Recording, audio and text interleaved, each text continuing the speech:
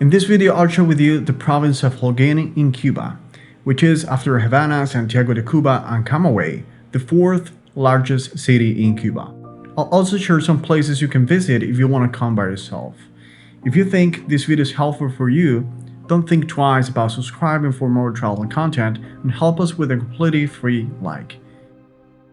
The main reason why I came here was to visit this beautiful place, which is called La Loma de la Cruz, Hill of the Cross in English. But before talking about this beautiful spot, let me be as brief as I can and talk to you about Holguín. Before Columbus, the Taino people settled in huts made from royal palm in the Holguín area, later urbanized by the Spanish. Their artifacts are shown at the local Holguín La Pericera Museum. The settlement was founded in 1523 on land donated by Diego Velázquez de Cuellar to Captain Francisco Garcia Holguín, a Spanish military officer. Holguín added his maternal surname to the name of the town, giving it the name San Isidro de Holguín. Prior to 1976, Holguín was located in the province of Oriente. Before Pope Francis' visit to the United States, in September 2015, he visited Cuba, and one of his stops was at the Diocese of Holguín to, among other things, commemorate the location where Christopher Columbus landed. Now, going back to the hill, it's located north to the city of Holguín and is one of the main symbols of the city and must-see stops when visiting this beautiful city. You can climb to the top 261 meters via 458 steps staircase. This is insane. This is something that, if you come to Holguín, I highly recommend you guys to think about it before going up. It takes its name from a tall wooden cross and is submitted. The first cross was erected in 1790. From that moment, the hill stopped being known as Cerro Bayabo to take its current name. The cross was replaced on May 3, 1950 after important restoration works. The third and current cross was erected during the 90s when the second cross was destroyed by lightning. At the top, you will find a restaurant and a bar with breathtaking panoramic views of the city. I feel so tired. Something that I cannot explain by myself. I'm gonna take some photos here. We're gonna be documenting this place. I'm gonna tell you some stories about this place, which is beautiful.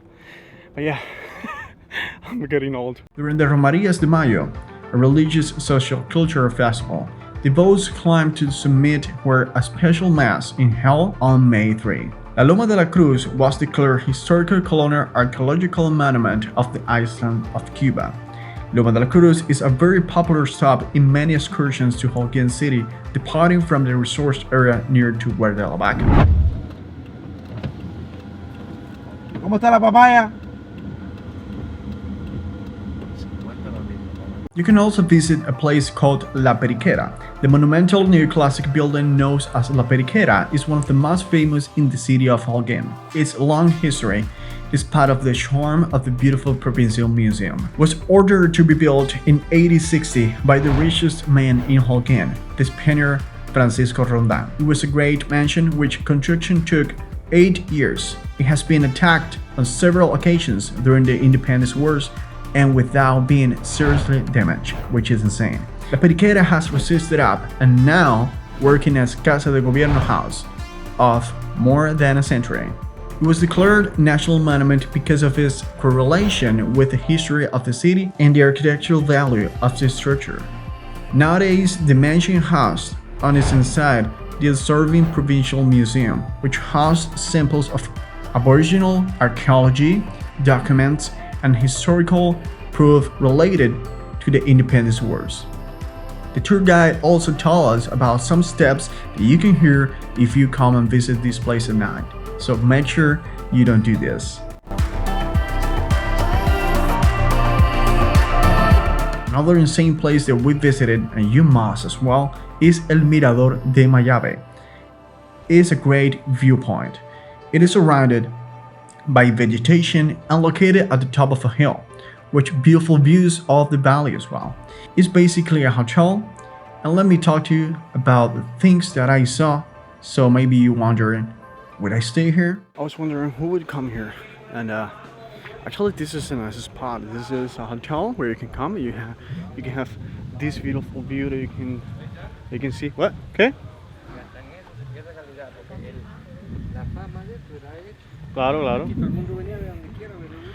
So there's something very interesting here. There's a dunk here that once you come here, the dunk drinks beer. But they don't have it any longer because, of course, you know, Cuba's in crisis, so they don't have any beer.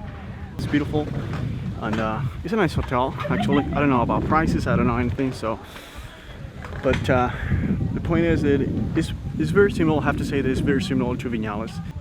In the very beginning of Vinales, of the valley, Vinales Valley, there is a hotel, and it's very similar to this. They're gonna have a beautiful view of this place, but I think that it was really worth it, like staying in that hotel. And the answer is, in my opinion, it depends. If you want to spend 2-3 days in Vinales, or that's the only thing that you want to do, yes.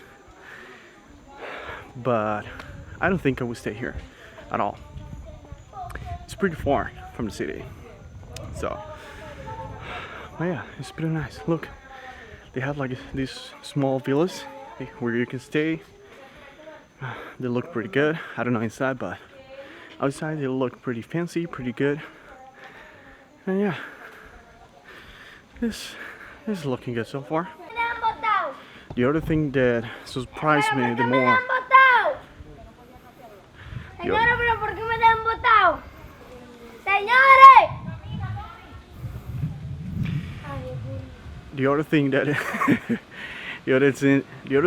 another thing that surprised me the most is that most of the people who are coming here and staying here, they're national, they're locals.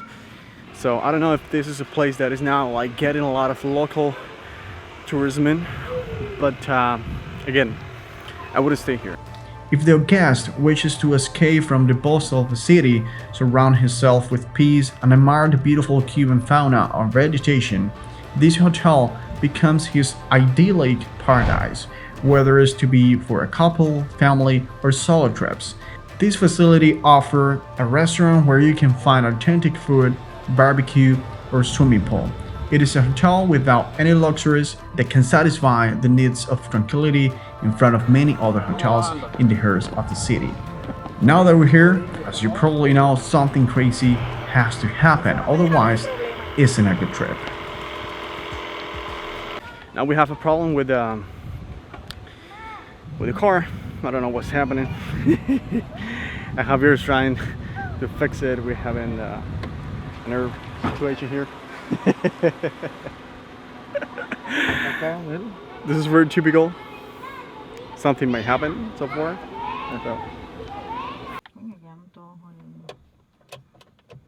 No, todo es para joder. La roca hablo no sirve. Porque eso tú le echas aire y llama a cualquier ponchera, ¿me entiendes? El pediátrico debe estar funcionando. Sí, ese funciona 24 horas. La tuya pediátrica y resuelve el problema. Remember, you can always subscribe for more trips, more travel vlogs, more travel trips, and if you're planning to visit Cuba, something that you will love doing here, just send me an email so we can help you out. Thank you so much for watching. It was a pleasure having you here, and see you in the next video.